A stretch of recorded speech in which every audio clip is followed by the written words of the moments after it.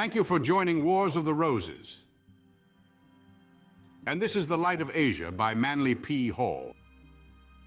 An article taken from The All-Seeing Eye, Volume 1, Number 1, May 1923.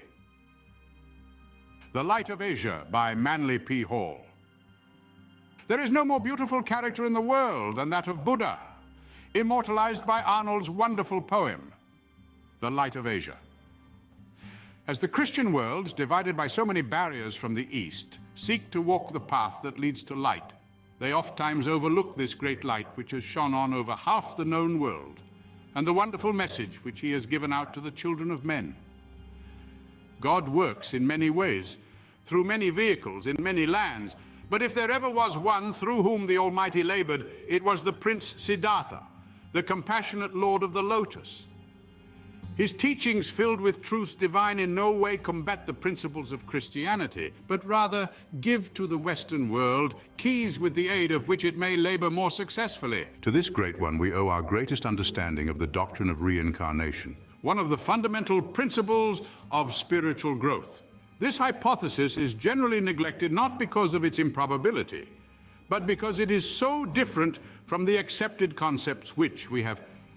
There is no real reason for our disputing it. Nowhere in our sacred scriptures are there any words against it, but in many places it appears that an understanding of this law was taken for granted.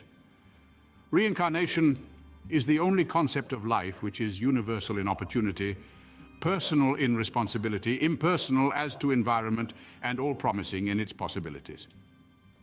The accepting of this law, while it does not bring heaven closer, forever dissipates the concept of hell eternal, the bugaboo of the Christian religion.